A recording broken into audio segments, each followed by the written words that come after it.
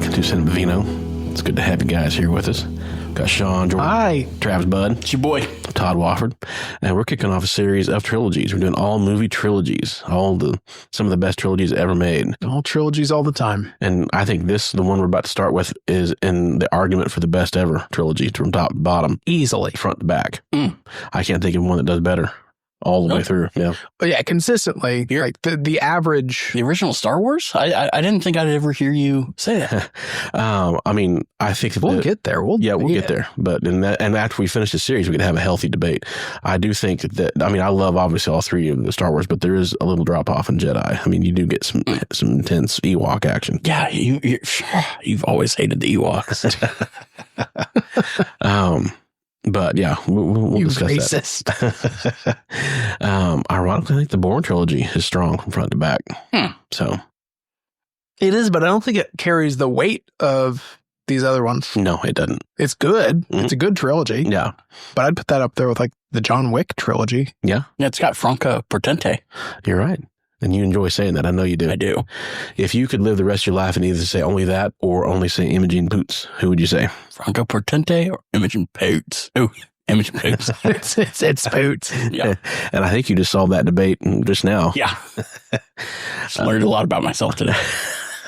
I prefer Poots. This is a podcast of discovery. Mhm. So, yeah, we start with Lord of the Rings, based on the books by J.R.R. Tolkien, first published in 1954. And we are drinking the Lighthearted IPA from Bell's Brewing out of Kalamazoo, Michigan. So this felt appropriate because there are scenes throughout the trilogy of our Hobbit friends enjoying some ale I'm getting a pint. and some tankards. It comes in pints. And so, Ironically, we're not drinking pints, though. no. Well, I got a tall boy Miller that you hooked me up with. Yeah, Mhm. that's different. So, yeah, then this is more of a sessionable. It's 4% IPA, 35, 36 IBU, so it's lower on the hop side. So it doesn't have that big. Finishing off my first pale ale before going to my India pale ale. Yeah, and I think you're going to downshift a little bit from the Rattlesnake to the Lighthearted IPA. It's going to be a little bit of a lighter bodied. Yeah, I can't remember how heavy bodied that one is. It's a hazy. It's a little thick. You Yeah. chew on it a little bit. Yeah.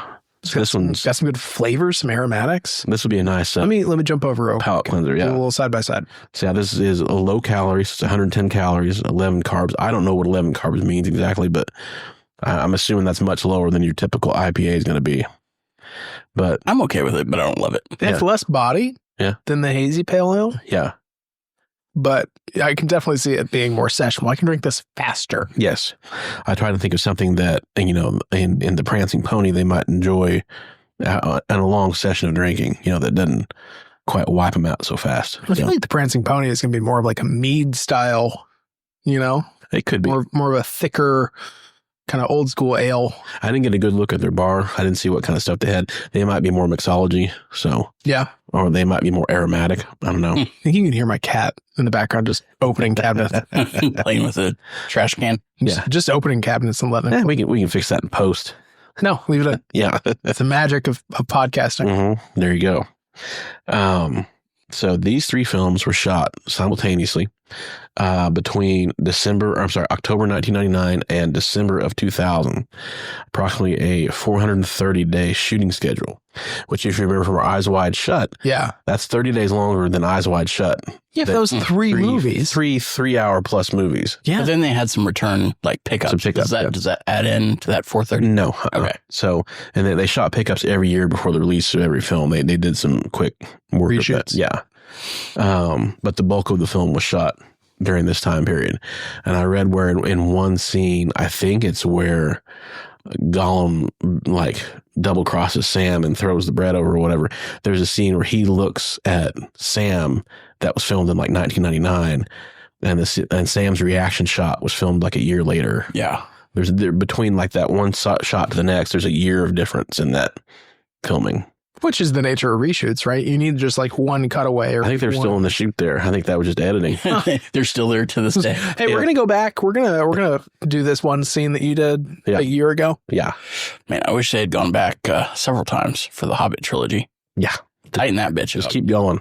That brings up the question, though, of like, how did he have the budget to do this? Like, how did he have the budget to do this long of a shoot? So Actually, he said he was going to do like one movie and then two movies, and then he like yada yada'd his way into getting to do three. he went. Mhm. You told me he just like Bernie Madoffed his like his I know. producers to get this movie made. He went to New Line Cinema after the deal with the Weinsteins fell through. He went to New Line, and they kind of, I mean, to their artistic credit, they did not see the idea of two films as being viable. They didn't think that these three books could be turned into any two movies that would be, it would either be incoherent or it would shortchange the material and let down fans. So the New Line Cinema actually like enjoyed the idea of you want to do three movies, right? And so they went all in and committed just under $300 million to the three movies. So the Weinsteins were the first deal. They were the first. Miramax. Mm-hmm. They were the first people he was working with, yeah. And he basically just like went longer than he was scheduled, and he was just like, "Hey, I'm gonna do a couple more movies while I'm here." And they were like, "No." I think that there was a lot of structural issues with the Weinsteins, and like there was a big push of like how much can you cram into like say two movies, you know? Yeah. And then understandably, you know, that studio balked at the budget of like the commitment that was going to take, not only for resources and money, but like kind of the gamble, because, and that's something we can cover is, and I know I got this experience when I read the books, even in like middle school, of like, how are they ever going to film this?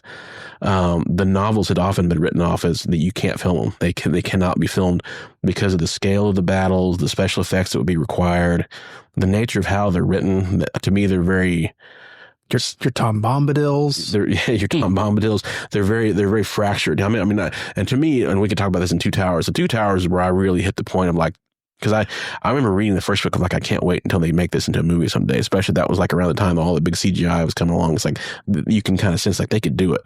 And then I got to Two Towers. It's like, how are they going to do this stuff? How are they ever going to make this stuff into a movie? Especially when you get to like Treebeard. I remember reading that thing. How are they going to make that into like a movie?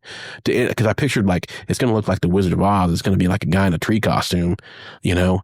And so I couldn't picture that in a movie. And so that was kind of That's why you're no Peter Jackson. I know. That's why I don't even have the accent.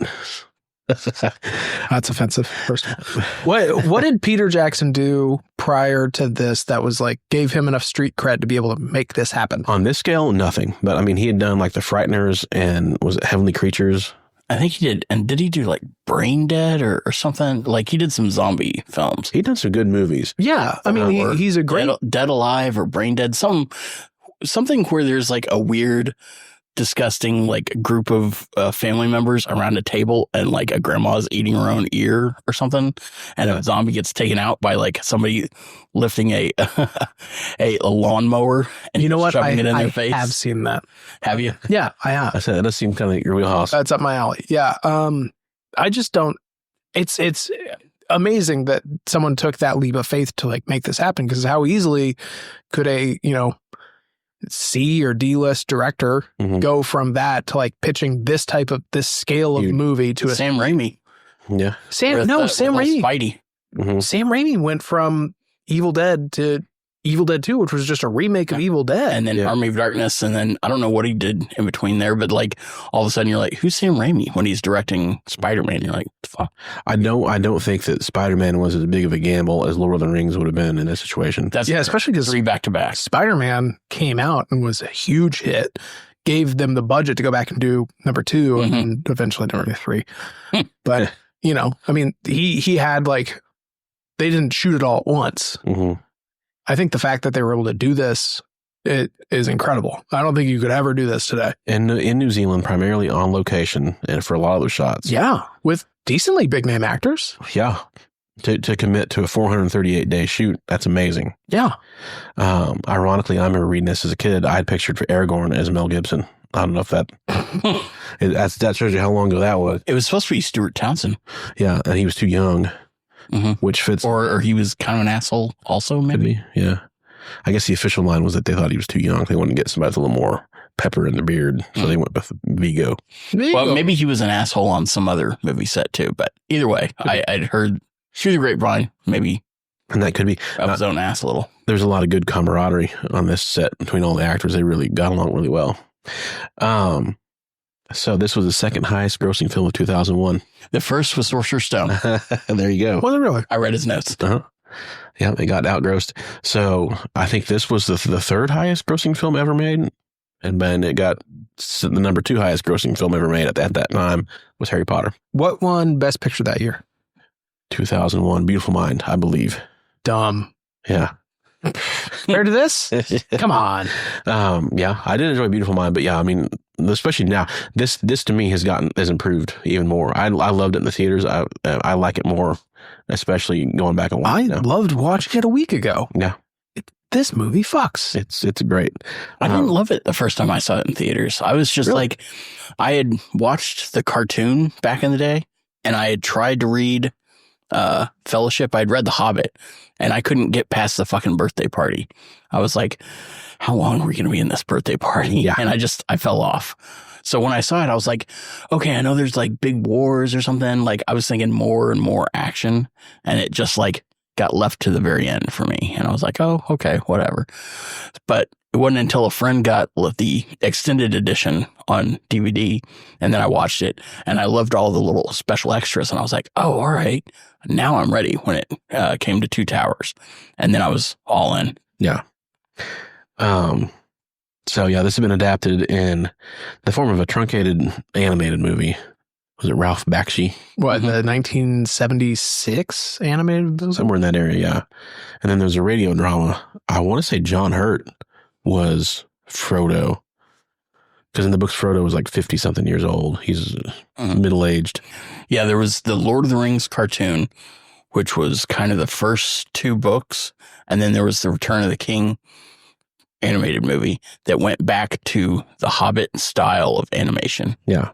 Which I preferred. But the animated Lord of the Rings cartoon was one of the first uses of rotoscope, where they had live action actors and then they animated over them later. Yeah. And they did that for Ralph Bakshi again did it for Fire and Ice with Frank Frazetta. Oh, yeah. Interesting. So yeah, as we said, these novels have been deemed unfilmable. To me, that's the biggest achievement of all. Is they took something that they said couldn't be done, and they did it, and did it really well. This was filmed in Peter Jackson's native New Zealand exclusively. Locations include Matamata for the Shire, Canterbury for Rohan, and Tongariro National Park for Mount Doom. So, actual real locations. This was a difficult thing to condense down into a log line. That's such a massive story. Another reason why they didn't think it could be filmed was there's so many characters, so many plot lines, there's so many different things that, to take something out would be to shortchange it. But I tried to get it down to briefly. See, and Travis, you can kind of check my work here. See what you think about how if I can get this down to 2 or 3 sentences. In the fantasy world of Middle Earth, the Dark Lord Sauron seeks to conquer and enslave the world, but he needs a magical ring of power to assume physical form and gain full power. It falls to the hobbit Frodo Baggins and 8 companions to form the Fellowship of the Ring and embark on an epic quest to cast the ring into the molten, churning fires of Mount Doom and end the threat of evil. Yeah, that sounds great. Although, if we're only talking about 9 members of the Fellowship, we're shortchanging Bill the Pony. That's true. Honorary number 10. I'm rereading, and by rereading, I mean listen First to the one to audiobook. Quit. Are you kidding me? What? Get him out of he there. got run off by the Watcher in the water. Homeboy couldn't go into the halls of Mount Doom. Yeah, because he's a bitch. Or he couldn't get into what? More like bitch the pony. He couldn't traverse the mines of Moria. How annoying would that be in the mile? Come on, Bill. We must jump the stairs. So yeah, you got Elijah Wood. Again, they cast a much younger actor to play Frodo than what is written in the books. They cast Elijah Wood and both his eyes. Yeah. Well, you age better when you're a hobbit, Yeah. You don't age the same. Yeah, it's true. Then Sean Astin as Samwise Gamgee. Hell yeah. Frodo's gardener and best buddy. How old is Sam in the books? I don't remember how old he is. But I think he's supposed to be about the same age that Frodo was in the books, so probably 50-ish. Yeah. I would guess. Yeah, there's 12 years passed between Gandalf leaving Frodo the ring and then jetting and then coming back or something obscene like that. And correctly, they condense that down in the books where it's like he goes and rides and comes back, and it flows better than like he's gone for a decade plus. You're right. So they made some good choices cinematically that help make the story play better as a movie than it probably would have. And from what I remember in book-wise, from the time of Frodo leaving the Shire, or like the full thing takes like 14 months once he leaves. Yeah. Leaving the Shire to ring in the lava. Yeah. Yeah. Okay. I knew it was a long time, a lot longer than what you'd get a sense of it. Yeah. You just listened to these audiobooks not that long ago, right? I think it was maybe a year or two ago. Yeah. And I just started listening to Fellowship again just because I wanted to listen to the Council of Elrond, the meeting of the Fellowship for the first time. Yeah. I just wanted to see that chapter, but I was like, fuck it, I'll listen. And as a counterpoint, you could look up the MTV Video Awards with Jack Black, where they refilmed that where he has a cock ring. Yeah. Yeah. That has to be destroyed. So. Mm-hmm. I love that, man. And apparently he's got a massive wingding in his pants. So. Wait, the actual Jack Black does? Black? I'm sure he does, but I mean, his Frodo Baggins does for sure. But I'm guessing Jack Black does. I was going to say, I've seen that man in a Speedo. I wasn't impressed. We'll agree to disagree. Got a full Hobbit in his trousers. So we got Ian McKellen. It's got a halfling down there. Ian McKellen as Gandalf the Grey. You got Viggo Mortensen as Strider / Aragorn. Orlando Bloom as Legolas. And then Sean Bean as Boromir.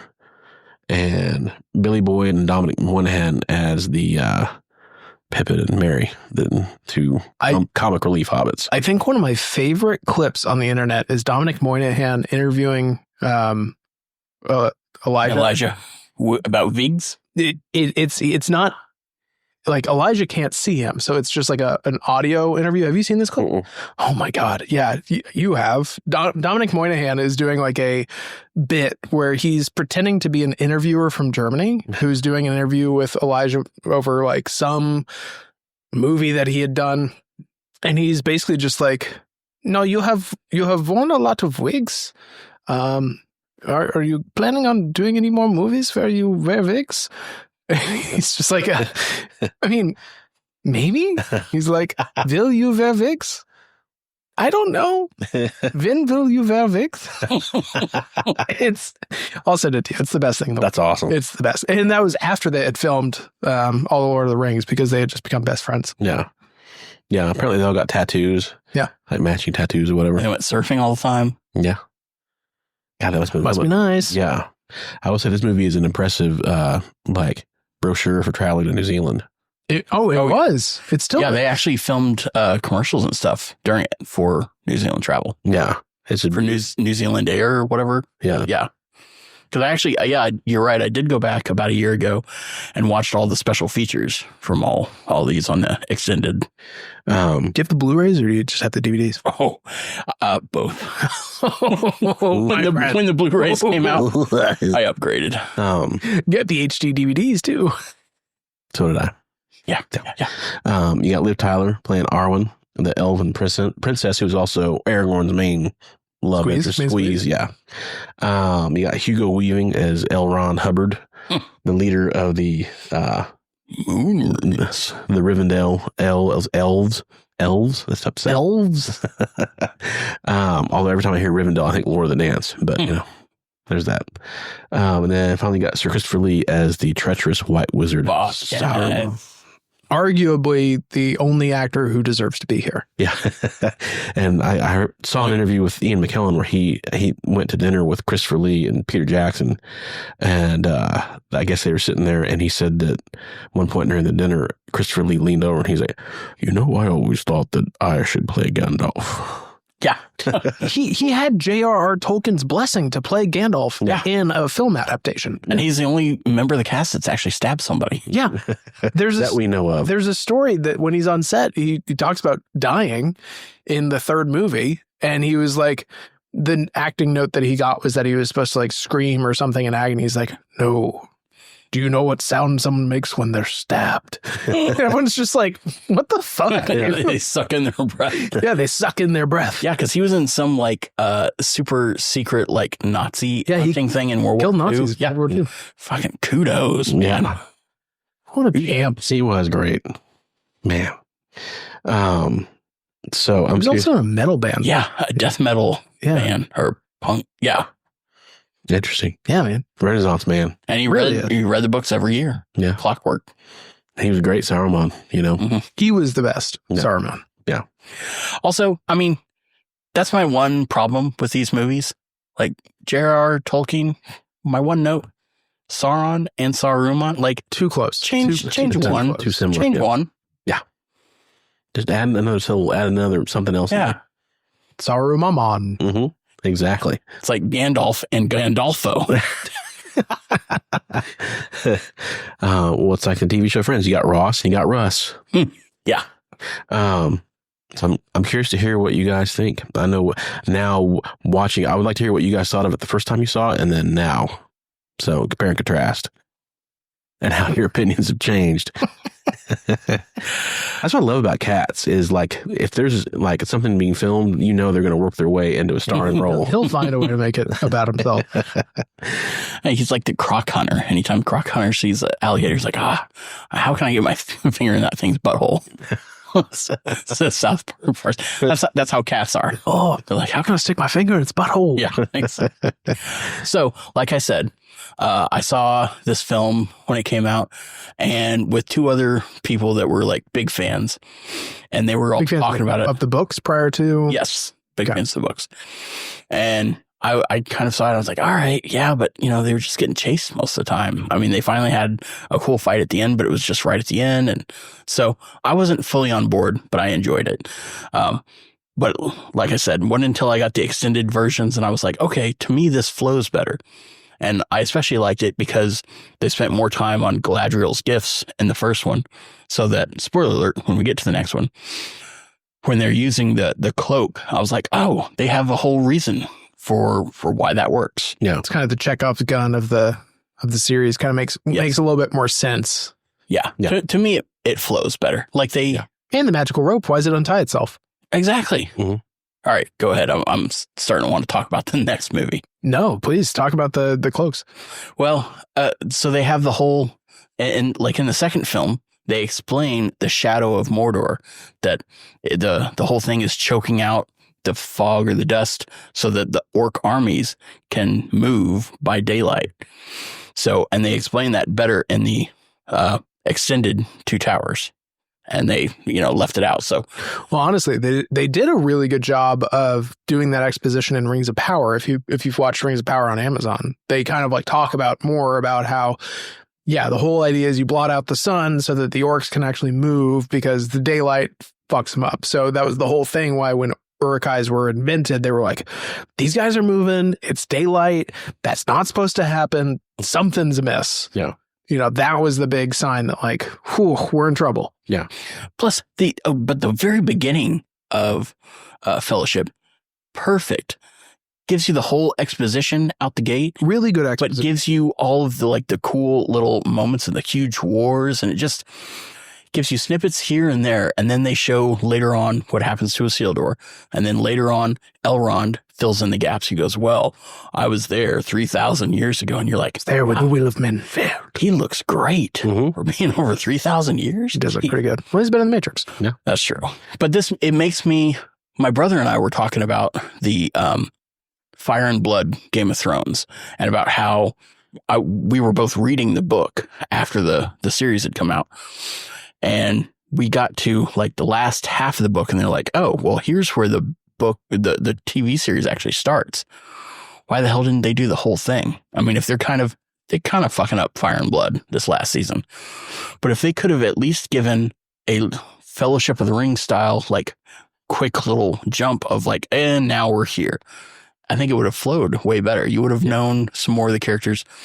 Plus, it's always helpful for me when they cast somebody and you get to see their face and know, face with a name and everything, you're like, all right, I can fit that in my head a little bit better. Yeah. But, just the opening alone, just Cate Blanchett's narration, overall, that chef's kiss. And the perfect person to do it too. The perfect like actress and character. Originally, it was supposed to be Ian McKellen. There's a version out there where Ian McKellen is doing their narration, but they were all of them deceived. Yeah. Yeah, It was a little Sean Connery. yeah, it's who they wanted for Gandalf originally. Did they really? And he didn't understand the script. Oh, wizard is never right. That's just stupid. Arrives precisely what he means to. But then he was in Zardos. And then, We didn't do that movie. man, he'd been perfect to play. I mean, just to say the name Saruman, Saruman. But yes, what would you give? What would you give it in 2001, and what would you give it now? Then I would have given it a 7. Now it's a solid. It's got to be a 9.5. Like, I mean, the thing is, it takes forever for them again to get out of the Shire. Like, it's a necessary step. When you look at the entirety of it, I would say they're all going to be 10s. The Two Towers is my favorite of the 3. But yeah, they're just, it's the same. I mean, it's perfectly bookended. You have a long intro and you have a long outro. I know Jack Nicholson was not as big of a fan with a long outro because he came up to Elijah Wood and was like, "Did you ever get out of that volcano, man?" He goes, "Yeah, we did." He was like, Did you not see me?" Like, "No, I left early." Like, you didn't see the end of the film? He's like, "No, too many endings." What's with all the endings, kid? Yeah, you got to wrap that up, man. I got to get home for dinner. I had a Lakers game. Yeah, that's true. So you'd say 7, then 9.5 now. Yes. Sean?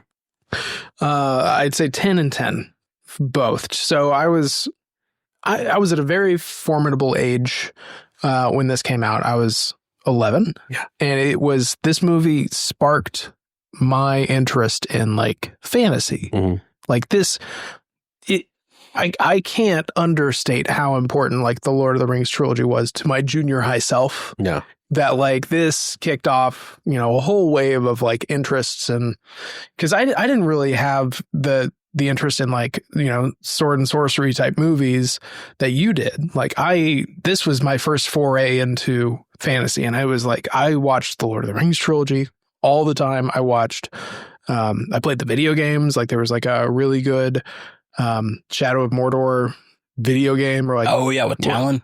Yeah, I mean I think it was like Xbox, like OG Xbox, cool. Maybe. Yeah, it was. We had like Wraith powers with Celebrimbor.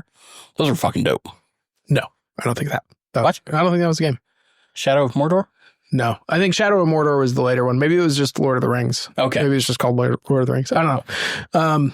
I don't know. It was a very big, important movie for me at that age. And going back and watching it now, it's hard to not be like, okay, this is my childhood. I mean, this is like, this hits so hard. It did not feel like a 3.5 hour movie. I was just pleasantly just like watching it for 3.5 hours, and it's long. And this movie's been memed to hell. I mean, like half the lines in this movie, I was just like, yeah, the Leo meme. That's pop culture lore now. Yeah, they're taking the hobbits to Isengard, like to Isengard. Guard. Like, come on. Yeah, I know that's in the second movie. Yeah, I was about to say the same. But what was the one shot that they have that's always super cool whenever Frodo's like, "Get off the road." I don't remember what it is, if they're pushing the camera forward while panning out or pushing the camera back. It's called panning zoom. Yeah. I don't remember which one, but it was super cool. I was like, how the fuck did they do that? And I saw the behind the scenes. I was like, that's cool. So one of the first scenes they filmed, or one of the earliest, was that on the road. I love it. So yeah, you'd say, I mean, I can't not call it a 10 now and then. And I don't think it's a nostalgia bump. I thought it was a 10 then. But that was because I had the movie taste of an 11-year-old. Yeah. Now I have the movie taste of someone who's anchoring their taste based on their 11-year-old self. But I think this movie kicked off like an entire wave of D&D nerdery for like my generation. Yeah. Brought it to the mainstream. Yeah, it did. I think there was a whole era of fantasy nerdery that came out of this. Yeah. That like wouldn't have happened if these movies weren't as big as they were. Yeah. And as good as they were. Yeah. They made it cool. They used practical effects. There were some special effects, but for the most part, like the only thing that's really stuck out to me as cheesy the entire time I watched it for effects is Gollum. Yeah. In Gollum, you have Andy Serkis acting that makes that up, and he's fantastic. Yeah. So, I mean, I think this movie in particular has aged really, really well. And I know the plot is kind of thin because it is leading into the second one. Like you said, this is the intro up to it, but it has great pacing. It has a first, second, and third act. That third act hits hard. You know, you got the music is incredible. Cinematography is incredible. I don't think there's anything I would take away from this movie. And the middle act of the film is basically like an extended chase scene of Frodo being pursued by the ring wraiths. Yeah. You know, and that has that kind of that intensity of a nonstop. Because the ring wraiths are basically like, you know, medieval Terminators that they don't sleep, they don't get sick, they don't get tired, they just keep going. Yeah. And so you get that idea of like that relentless pursuit. So that adds to the suspense and tension of the second act. It's really good, I think. Yeah. And the first act does just such a good job of setting up an entire trilogy. You get, like you said, great exposition, really good storytelling, really good, like, laying everything out. You get the perspective of multiple people that makes sense why they're telling this story. You know, you kind of get like a lot of show don't tell with like the different races and how they interact. And you see like the humans and the elves and the dwarves clearly not getting along. I don't know. It's just so well done. Yeah. Plus you get just, I mean, for me, the monsters are some of the best parts too. And I guess, I don't know, you know, there's the middle fight with the cave troll too, which got a little truncated on the theater. But that was a great fight scene too. And then you've got the Balrog, which looked fucking metal. Yeah. Dude, the Balrog is the baddest freaking bad guy in any movie. Looks so cool. Yeah. So cool. I mean, to me, I was thinking like that. They were too greedy. Yeah. They kept digging. A little too deep. From me through. I think about like, you know, he seems like a final boss, like a Doom video game, you know, Yeah. Hundo P. like a big giant demon from hell. Yeah. And Gandalf solos him, takes all the XP. Yeah. Pretty much. And levels up. Yeah. Levels up. What Takes all the XP away from the party. I never thought about that. Yeah. Yeah. He's an XP hog. Yeah. Yeah. He's a Dick move. loot fiend. That's right. Plus, the orcs looked fucking cool. Like every single orc. Yes. Like the underground orcs, which they sometimes called them goblins that were, you know, crawling on the walls. With No, I the thought little, goblins and orcs were different. they are, but And these were goblins. They I thought it was goblins in the. well, they Mine. calling them orcs, but sometimes they accidentally called them goblins. Whatever. It's Maybe they travel together. You know? but you get all kinds of all kinds of different orcs. You got the Uruk-hai, which is the high orcs basically. Which it's a hybrid of orcs and goblins, isn't it? I think they did say that, yeah. Yeah. But then they were originally elves. They so say orcs and goblin men is how they call them. Yeah. In the story. Nobody knows. Yeah. But yeah, did they domesticate that troll? Like, was it a pet? they must have. They yeah. have a cave troll. Or was the cave troll like friends with them? Like, Oh. it was. Yeah. But sorry, I was going to move on. I was going to say we got to talk about Sean Bean in this one. Scene Bean? We're not, because we're not going to talk about him in any of the other ones. Yeah. Sadly, Why not? one of the best death scenes Yes. on film. I don't remember him being that sketchy in the books. You the fresher for you. Was he that like sketchy like beforehand? I don't exactly recall because when I'm listening to the audiobooks, like I really wish that they'd have subtitles In the audiobooks? with the audiobooks. My friend, you're describing a book. I know I want the book, but like when I'm driving around, I'm like, they're saying a word like the name of a city or some old like a descendant or something. I'm like, how the fuck is that spelled? And I'm like, oh, I just want subtitles on my dash when I'm driving around. But And in a related story, Travis totaled his car. but no, he was a little sketchy. But that's what The Ring does. They want to show that because of Frodo's character, even though he's not strong of arm, homeboy is strong of heart. And that even if he does go fucking crazy, he's a little goddamn hobbit.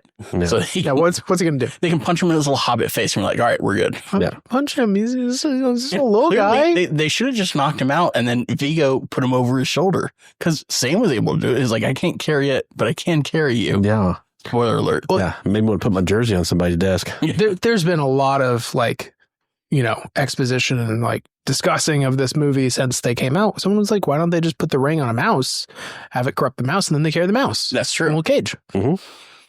Well, and they're good. That movie transitive property, that movie sucked. They'd be fine. Cast the mouse into the lava. Yeah, but it's corrupted that you've point. You've got the ring, and you show that it corrupted Isildur, and then you need another character to show that the ring is calling. Like, if the ring's owner is not going to do the right thing by the ring, it will call out to other people and tempt them. Yeah, it shows you why it's evil. Right. Because it's not just a ring of like invisibility. Because I was always like, why the fuck is he not using that ring of invisibility all the time and just murking some hoes left and right? Yeah. It's because it doesn't make him invisible. It transports him to like the ethereal spirit world. And that's why he can see the ring wraiths in the ethereal. Yeah. And they can see him even better. Well, he's not a conjurer of cheap tricks. That's true. So I would give this a 9.5. It holds up great. You bitch. Make it a 10. Okay. And here's my I expected it from him. They should all be 10s. But if I'm going to give Two Towers the 10iest 10, maybe I'll give this a 10. I'll give Two Towers an 11. It's fair. And here's my deal. Because the Two Towers look like an 11. Oh, I wish I had some glasses to push up my nose right now. Or am I? So yeah, it's all perspective to me. Like, I give this a 9.5 because, like you said, Two Towers is the perfect Lord of the Rings movie to me. It's 10. And so, like I say, it's not a flaw in the filmmaking. It's a flaw in the nature of an introductory chapter where it takes a little longer to get going. It takes a little longer to pick up the steam of the story. So for that reason, I mean, it's like it draws out a little further in the opening stretch of it, a little more than it should. And so, again, that's not the fault of Peter Jackson or really J.R.R. Tolkien. It's just, that's like the first story is just kind of that way. The first chapter of the book, you got to get. It is the first act of the trilogy. Yeah.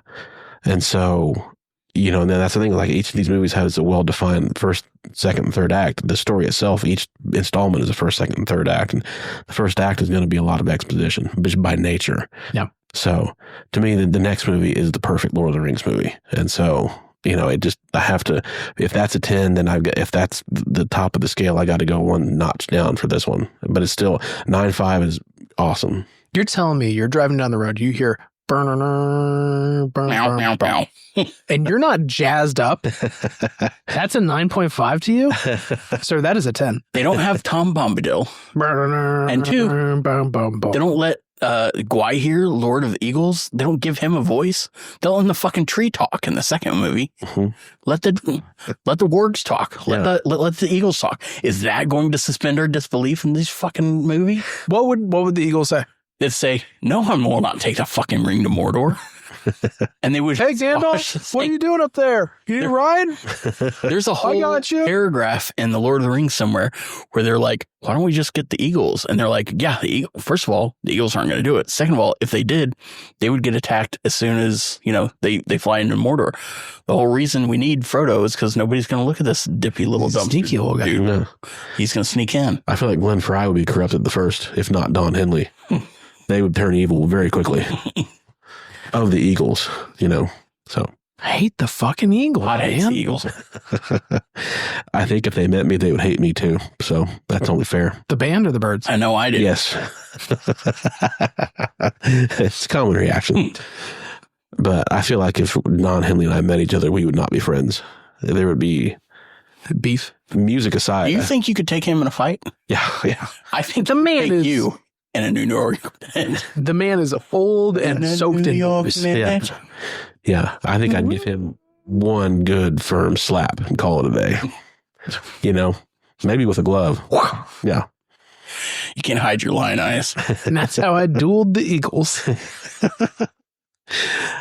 Yeah, that's a story to take with you to your grandkids. Slapped that man with an ice toner glove and walked away. You can tell your grandkids that story whether or not it happened. Yeah, exactly. Exactly.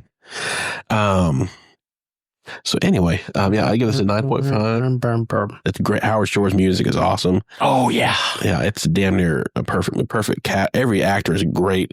How many awards did it get? I don't remember how this. 0. Yeah, fucking 0. Yeah. Well, anyway, like Oscars. Academies. Yeah.